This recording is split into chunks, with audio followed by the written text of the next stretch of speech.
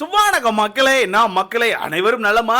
Promo இல்லைன்னு சொல்லி ரொம்ப ஃபீல் பண்ணிட்டு இருந்தோம். அதான் விஜய் டிவி சைட்லேருந்து என்ன பண்ணியிருக்காங்கன்னா, உனக்கு ப்ரொமோ தானப்பா வேணும், இந்த வச்சுக்கோன்னு சொல்லிட்டு 2 ப்ரொமோ ரிலீஸ் பண்ணியிருக்காங்க. என்ன ப்ரோ சொல்கிறேன், 2 ப்ரொமோன்னு கேட்டிங்கன்னா, ஆமாம் ப்ரோ 2 ப்ரொமோ ரிலீஸ் பண்ணியிருக்காங்க. அந்த 2 ப்ரொமோவில் பார்த்தீங்கன்னா அவ்வளோ கண்டென்ட்டாக குமிச்சு வச்சுருக்காங்க. எப்படி அவ்வளோ கண்டென்ட்டாக குமிச்சு வச்சுருக்காங்க. அது என்னென்ன கண்டென்ட், எவ்வளோ விஷயங்களை நம்மளால் டீகோட் பண்ண முடியுது அப்படிங்கிற விஷயத்தை நம்ம மொத்தமாக பார்த்துடலாம். அது மட்டும் இல்லாமல் நிறைய பேர் என்கிட்ட கேட்டுட்டு இருந்தீங்க, ப்ரோ குக்கு வித் கோமாளியில் ராஜு தான் வின் பண்ணியிருக்காரா, என்ன ப்ரோ சொல்றேன்னு சொல்லிட்டு ஏகப்பட்ட பேர் கொஸ்டின் வச்சுக்கிட்டே இருந்தீங்க. ஆமா, குக்கு வித் கோமாளியில் ராஜு அவர்கள் தான் வின் பண்ணியிருக்காரு, ஒரு நியூஸ் வந்திருக்குது. இதை பத்தி உங்களுக்கான கருத்துன்னு சொல்லிட்டு மறக்காம இப்பவே கமெண்ட்ல போட்டுருங்க. ஏன்னா நிறைய ஹர்ட் வந்துட்டு இருக்குது. ராஜு வந்து டிசர்வ் இல்லை, அது இன்னொருத்தவங்க பேர் சொல்லி அவங்க தான் டிசர்வ், அவங்க தான் அப்படி பண்ணாங்க இப்படி பண்ணாங்கன்னு சொல்லிட்டு இதுல எனக்கு ஒரு ஒரு சில விஷயங்கள் சொல்லணும் போல தோணுது. அது என்ன அப்படிங்கறத நம்ம மொத்தமா பார்த்துடலாம். அது மட்டும் இல்லாம இப்போ தான் பிக் பாஸ்க்கான ஹைப் கொஞ்சம் ஸ்டார்ட் ஆகுது. ஏன்னா பிக் பாஸ் சைட்ல இருந்து ஒரு சில ப்ரொமோஷன் இப்பதான் ஸ்டார்ட் பண்ணியிருக்காங்க. இத்தனை நாட்களா ப்ரொமோ அப்படிங்கிறது எல்லாமே ரொம்ப மொக்கையா இருந்துச்சு. கடைசி ஒரு வாரங்களில் தான் புஷ் பண்ணி இந்த ப்ரொமோஷன்லாம் பண்ணுற மாதிரி எனக்கு தெரியுது. இப்போ தான் ஸ்டார்ட் பண்ணியிருக்காங்க. நேற்றுலேருந்து என்னால் கவனிக்க முடியுது. இன்றைக்கி கூட நிறைய விஷயங்கள் என்னால் பார்க்க முடிஞ்சு. அது என்னென்ன விஷயங்கள் அப்படிங்கிறத நம்ம மொத்தமாக பார்த்துடலாம். அது மட்டும் இல்லாமல் அந்த டேக்லைன் ஒன்று கொடுத்துக்கிட்டே இருக்காங்கல்ல, பார்க்க தான் புரியும், போக போக தான் தெரியும்னு சொல்லிட்டு, அது ஏன் கொடுத்துட்ருக்காங்க அப்படிங்கிற விஷயமும் லீக் ஆகிருக்குது. என்னென்ன அப்படிங்கிற விஷயத்தை நம்ம மொத்தமாக பார்த்துடலாம். ஸோ வீடியோக்கு போகிறக்கு முன்னாடி மறக்காமல் இந்த வீடியோ லைக் பண்ணிட்டு சேனலை சப்ஸ்கிரைப் பண்ணினா எனக்கு கொஞ்சம் உதவியாக இருக்கும். மறக்காமல் லைக்கை தட்டிட்டு கீழே இருக்க அந்த ஹைப்பை கொடுத்து விட்டீங்கன்னா ரொம்ப பெருமையாக இருக்கும். நண்பர்களே பார்த்து தட்டி விடுங்க. ஸோ கண்டென்ட்டுக்குள்ள போயிடலாமா? ஃபர்ஸ்ட் 2 ப்ரொமோ ரிலீஸ் பண்ணியிருக்காங்க. ஒன்று ஜியோ ஹாட் ஸ்டாரில் ஒரு ப்ரொமோ, ரெண்டாவது விஜய் டிவிக்கான அந்த பேஜில் ஒரு ப்ரொமோ. பட் இன்னும் யூடியூப் சேனலில் அப்லோட் பண்ண மாதிரி தெரியல. ஜியோ ஹாட் ஸ்டார் மட்டும் யூடியூப்பில் அப்லோட் பண்ணிட்டாங்க. விஜய் டிவி சைட்லேருந்து நீ யூடியூப்பில் அப்லோட் பண்ணல. 2 ப்ரொமோ வந்திருக்கு. முதல் ப்ரொமோ பார்த்தீங்கன்னா ஜியோ ஹாட் ஸ்டாருக்கான ப்ரொமோ. இது எப்போவுமே எல்லா சீசனுமே வர்ற ஒரு ப்ரொமோ தான். என்னன்னா இந்த சீசனும் லைவ் இருக்குப்பா, 24/7 ஹாட் ஸ்டாரில் லைவ் போயிட்டு இருக்கோம்ப்பா, மறக்காம ஹாட் ஸ்டாரில் பார்த்துருங்க அப்படிங்கிற மாதிரி ஒரு ப்ரொமோ விடுவாங்கல்ல. ஆக்சுவலாக அந்த மாதிரி தான் ஒரு ப்ரொமோ விட்டுருக்காங்க. பெருசாக ஒரு எஃபர்ட் போட்டு எடுத்த மாதிரி தெரியல. ரொம்ப சிம்பிளாக சேதனை ஒரு கிரீன் ஸ்கிரீனில் நிப்பாட்டி விட்டு சும்மா 2 வார்த்தைகளை தான் ஆக்சுவலாக பேச வச்சிருக்காங்க. மற்றபடி அங்கே வேற எதுவுமே இல்லை. என்னன்னா சேதனை வந்து டிவி பார்த்துட்டு இருக்க மாதிரி வச்சிருக்காங்க. ஓகேவா, சேதனை இப்படி இருந்து ஆப்போசிட்டாக டிவி பார்த்துட்டு இருக்காங்க.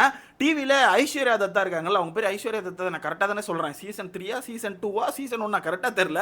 அவங்களுக்கான ஒரு டைலாக் பயங்கரமாக ஃபேமஸ் ஆச்சு இல்லை, நீங்கள் ஷட் அப் பண்ணுங்க வச்சு செய்ய போகிறேன் அப்படின்னு சொல்லிட்டு ஒரு டைலாக் பயங்கரமாக ஃபேமஸ் ஆயிருக்கும். அந்த டைலாக் வந்து ஆக்சுவலாக டிவியில் வந்துட்டு இருக்குது. ஓகேவா, அதை வந்து சேதனை அப்படி ஆர்வமாக பார்த்துட்டு இருக்காங்க. பார்த்துட்டே இருக்கும்போது சேதனுக்கான ஒரு டைலாக் வருது, வேற வழி இல்லை, நம்ம இதை பார்த்து தான் ஆகணும். 24/7 ஜியோ ஹாட் ஸ்டாரில் லைவ் போயிட்டு இருக்கோம், மறக்காம பார்த்துக்கோங்க அப்படின்ற மாதிரி ஒரு சிம்பிளாக தான் முடிக்கிறாங்க. 24/7 லைவ் இருக்குப்பா அப்படிங்கிற விஷயத்தை தான் காட்டுறாங்க. மற்றபடி அந்த ப்ரொமோல எதுவுமே இல்லை. பட் எனக்கு இங்கே ஒரு விஷயம் மட்டும் நல்லாவே புரியுது. இந்த பிக் பாஸ் சீசன் 9 வரப்போகுதுப்பா, ஐலோகோ ரிலீஸ் பண்ண போறப்பா அப்படின்னு சொல்லிட்டு அதுக்கு ஒரு வீடியோ ரிலீஸ் பண்ணியிருப்பாங்க. அந்த வீடியோக்கான பேக்ரவுண்ட் வாய்ஸ் எல்லாமே கவனிச்சிங்கன்னா சீசன் 1ல இருந்து சீசன் 8 வரைக்கும் பயங்கரமா ஃபேமஸான டைலாக், அதுவும் முக்கியமா பொண்ணுங்களுக்கான டைலாக், அவங்க வீட்டுக்குள்ள சண்டையை போட்டு பயங்கரமா பேசியிருப்பாங்கல்ல, அந்த டைலாக்கை தான் ஆக்சுவலாக ஓட விட்டுருந்தாங்க. சேம் இப்பவும் பார்த்தீங்கன்னா இந்த ப்ரோமோல பேக்ரவுண்ட்ல ஓட விடுறது ஐஸ்வர்யா அவர்களுக்கான ஒரு டைலாக் தான் வந்துட்டு இருக்கு. இதை வச்சு நான் யோசித்து பார்க்கும்போது எனக்கு தெரிஞ்சு இந்த சீசன்ல யாரோ ஒரு பெண் தான் டைட்டில் அடிக்க போறாங்க எனக்கு தோணுது. அது மட்டும் பெண்கள் அதிகமா இருக்கிறதுக்கான வாய்ப்புகளும் இருக்குன்னு சொல்லிட்டு எனக்கு தோணுது நண்பர்களே. அதெல்லாம் நம்ம வெயிட் பண்ணி தான் பார்க்கணும் நான் நினைக்கிறேன். ஸோ இந்த மாதிரி ஒரு சிம்பிளா ஜியோ ஹாட் ஸ்டார் சைட்ல இருந்து ஒரு ப்ரோமோ விட்டுருக்காங்க. அடுத்ததா விஜய் டிவி சைட்ல இருந்து ஒரு ப்ரோமோ, அது ஆக்சுவலா இன்னும் ஒய்டில அப்லோட் பண்ணல. எதுக்கு இன்னும் ஏன் யூடியூப்ல அப்லோட் பண்ணலன்னு தெரியல. இன்ஸ்டாகிராம் அண்ட் ட்விட்டர் 2 சைட்லயும் அப்லோட் பண்ணிட்டாங்க. ஓகேவா, அந்த ப்ரோமோ எப்படி இருக்குன்னா அதுல ஆக்சுவலா சேதனை வந்து ஒரு ஸ்வாகா ஒரு என்ட்ரி கொடுக்குறாங்க. சேதனை கொஞ்சம் டைலாக்கும் பேசுறாங்க. ஆக்சுவலா அந்த ப்ரோமோல தான் கொஞ்சம் டைலாக் இருக்குது. என்னன்னா டீ கப்போட வராங்க. ஓகேவா, டீ கப்போட தீட்டு வந்துட்டு டீ குடிக்கிற நேரத்தில் தான் கிசு கிசு ஆரம்பிப்பாங்க. எப்படி டீ குடிக்கிற நேரத்தில் தான் இவங்க கிசு கிசுவெல்லாம் ஆரம்பிப்பாங்க. அந்த டீ ஆறுறதுக்கு முன்னாடி இவங்க சண்டை ஆரம்பிச்சிருவாங்க. எப்படியே அந்த டீயோட சூடு ஆறுறதுக்கு முன்னாடியே இவங்க வந்து சண்டை ஆரம்பிச்சிருவாங்க அப்படின்னு ஒரு டைலாக சொல்கிறாங்க. அப்போ எனக்கு ஒன்று தெரியுது, இந்த சீசன் வந்து அவங்க ஒன்று முடிவு பண்ணிட்டாங்க. கண்டிப்பாக சண்டை காட்சிகளை மட்டும் நாங்கள் வச்சு செதுக்க போகிறோம், வீட்டுக்குள்ளே சண்டை காட்சிகள் நிறைய இருக்கும் அப்படிங்கிற விஷயத்த சொல்லாமல் சொல்லிக்கிட்டே இருக்காங்க. ஏன்னா அதுக்கு தான் அந்த இன்னொரு விஷயத்த சொல்லிட்டே இருக்காங்களே, போக போக தான் தெரியும், பார்க்க தான் புரியும் அப்படின்ற மாதிரி விஷயம். அது என்னங்கிறத கடைசியில் சொல்கிறேன். ஸோ அண்ணனுக்கான டைலாக் வந்து இதுவாக தான் இருக்குது. டீ குடிக்கிற நேரத்தில் கிசு கிசு ஆரம்பிப்பாங்க, டீயோட சூடு வந்து ஆடுறதுக்கு முன்னாடி சண்டை ஆரம்பிச்சிருவாங்க அப்படின்ற மாதிரி ஒரு டைலாக சொல்லிட்டு இந்த வாட்டி எத்தனை டீ போக போதோ, எவ்வளோ சண்டைகள் வரப்போதோ, எவ்வளோ கிசு கிசுவை பார்க்க போகிறோமோ அப்படின்ற மாதிரி ஒரு டைலாக சொல்கிறாங்க. அப்போ என்ன சொல்கிறாங்க, வீட்டுக்குள்ளே நம்ம இப்போ எதிர்பார்க்குற மாதிரி ஏகப்பட்ட சண்டைகள், ஏகப்பட்ட காசிப், ஏகப்பட்ட கிசு கிசு, ஏகப்பட்ட கண்டென்ட் இருக்க போது அப்படின்னு சொல்லிட்டு அண்ணன் சொல்லாமல் சொல்கிறாங்கன்னு நினைக்கிறேன். இருந்தால் நல்லது தான், இல்லைனா தான் கொஞ்சம் மன வருத்தமாக இருக்கும். கடைசியில் சொல்கிற டைலாக் சேம் தான், போக போக தான் புரியும், பார்க்க தான் தெரியும் அப்படின்ற மாதிரி ஒரு விஷயத்தை தான் சொல்கிறாங்க. ஆக்சுவலாக இந்த டைலாக் ஏன் சொல்லிக்கிட்டே இருக்காங்கன்னா, நீங்கள் நல்லா கவனிச்சா தெரியும், இந்த சீசனை பொறுத்தவரைக்கும் ஸ்டார்டிங்லேருந்து ப்ரொமோஷனே இல்லை, சுத்தமாக ப்ரொமோஷனே கிடையாது, ப்ரொமோ கிடையாது, ரொம்ப அப்படியே ஒரு லோவாக தான் கொண்டு போயிட்டு இருந்தாங்க. இப்போ தான் ஆக்சுவலாக லைட்டாக ஸ்டார்ட் பண்ணியிருக்காங்க.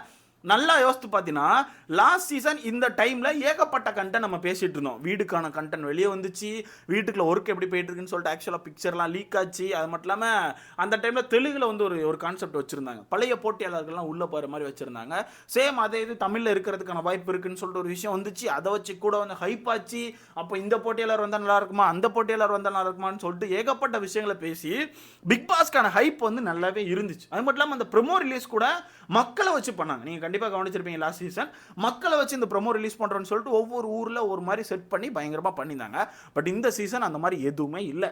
அதுக்கான ஒரு விஷயம் என்ன சொல்கிறாங்கன்னா, பொறுங்க, இந்த சீசன் ஸ்டார்டிங் நிறைய விஷயங்கள் நாங்கள் மறைக்கிறோம், வாண்டடாக மறைச்சி வெளியே வர்ற கண்டஸ்டன்ஸ் லிஸ்ட் எல்லாமே ஒரு மாதிரி சும்மா அவங்களே வாண்டடாக ரிலீஸ் பண்ணி விட்டு சீசன் ஆரம்பித்த முதல் நாளில் இருந்தே ஹைப்பை ஏற்றுவோம். வேணா பாருங்க, சீசன் ஆரம்பித்த பிறகு டே பை டே ஒவ்வொரு நாளும் ஒவ்வொரு கண்டென்ட்டை கொடுத்துக்கிட்டே இருப்போம். ஒவ்வொரு நாளும் நீங்கள் யோசிக்க முடியாத அளவுக்கு உள்ள டாஸ்க் இருக்கும் அப்படின்னு சொல்லிட்டு ஒரு விஷயத்தை சொல்லிட்டே இருக்காங்க. எந்த லெவலுக்கு பண்ண போகிறாங்கன்னு தெரில. டீமே ஆக்சுவலாக கொஞ்சம் மாற்றிருக்கதா சொல்கிறாங்க. அதாவது டீம்னா மொத்தமாக மாற்றலை, ஒரு சில ஆட்கள் கொஞ்சம் அப்படி அப்படியே மாற்றிருக்கதான் ஒரு சில விஷயங்கள் வருது. இதை வச்சு பார்க்கும்போது கண்டிப்பாக அக்டோபர் 5க்கு அப்புறம் கண்டென்ட் இருக்கும்னு எனக்கு தோணுது. அதனால போக தான் புரியும், பார்க்க தான் தெரியும் அப்படின்ற மாதிரி கொஞ்சம் பொறுமையாக இருந்தே பார்ப்போம். இன்னும் ஒரு வாரம் தானே இருக்குது, வர்ற ஞாயிறு அடுத்த ஞாயிறு வந்து ஸ்டார்ட் ஆயிரும். ஸோ வெயிட் பண்ணி பார்க்கலாம். மொத்தத்தில் இதுக்கு தான் அந்த டைலாக சொல்லிட்டே இருக்காங்க. அடுத்ததான் அந்த ப்ரொமோஷன் அப்படிங்கிறது கொஞ்சம் இப்போ ஸ்டார்ட் பண்ணியிருக்காங்க. நீங்கள் கவனிச்சிருப்பேன்னு நினைக்கிறேன். இன்ஸ்டாகிராமில் பார்த்தீங்கன்னா இன்ஸ்டா செலிபிரிட்டிஸ் ஒரு சில பேர் இருப்பாங்கல்ல, சும்மா அந்த ரீல்ஸ் பண்ணிட்டு இருக்கவங்க, அவங்கெல்லாம் கொஞ்சம் இந்த ஒன்றுமே புரியலையே அப்படிங்கிற டைலாக்கை வச்சு கொஞ்சம் ப்ரொமோட் பண்ணுற மாதிரி அவங்க ஆக்சுவலாக ரீல்ஸ் பண்ண ஆரம்பிச்சிட்டாங்க. பட் ரீல்ஸ் பண்ணுற எல்லாருமே கீழே டேக்கில் வந்து கலர்ஸ் டிவியுமே ஆக்சுவலாக டேக் பண்ணுறாங்க. அது எதுக்குன்னா எனக்கு இன்னும் புரிய மாட்டேங்குது.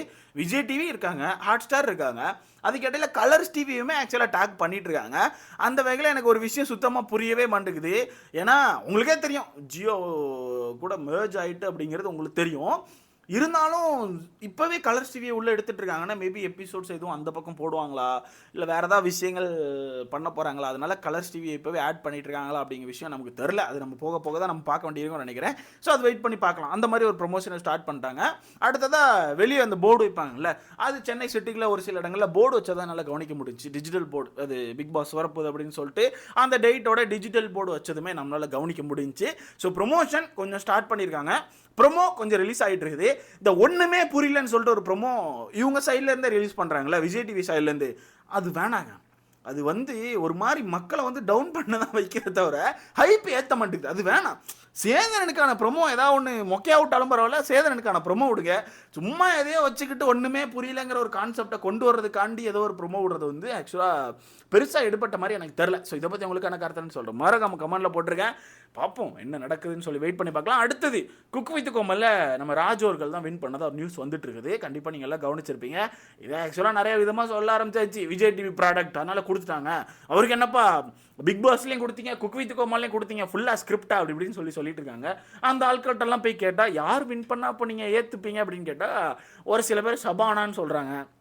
ஒரு சில பேர் மட்டும் கொஞ்சம் கரெக்டாக சொன்ன மாதிரி இருக்குது, விவசாயி வின் பண்ணியிருக்கலாம், அவரை வெளியே தூக்கிட்டாங்க. கண்டிப்பாக நீங்கள் பண்ணியிருப்பீங்க, கண்டிப்பாக நீங்களாம் பார்த்துருப்பீங்க. ஆக்சுவலாக அவரை வெளியே தூக்கிட்டாங்க. அடுத்த பிரியா மேம் வின் பண்ணியிருக்கலாம் அப்படின்ற மாதிரி ஒரு சில பேர் சொல்கிறாங்க. பட் என்னை பொறுத்த வரைக்கும் என் சைட்லேருந்து ஒரு விஷயம் சொல்லணும்னா, இந்த குக்கு வித் கோமாளி நான் ஸ்டார்டிங்கில் தான் கொஞ்சம் கவனித்தேன், அதுக்கப்புறம் சுத்தமாக பார்க்கவே இல்லை. அப்பப்போ ரீல்ஸ்லேயே அந்த ப்ரொமோ தான் பார்க்குறது. இந்த சீசன் குக் வித் கோமாளியை பொறுத்த வரைக்கும் உள்ளே வந்து பெருசாக கண்டென்ட்டே கிடையாது. காமெடி பண்ணுறதுக்கோ இல்லை குக்கிங் வேறு லெவலில் பண்ணுறதுக்கோ இல்லை டிஃப்ரெண்ட்டாக அப்படியே இறங்கி ஒரு மாதிரி மக்களை என்டர்டெயின்மெண்ட் பண்ணி குக் பண்ணுற மாதிரி அவங்க யாருமே இல்லை.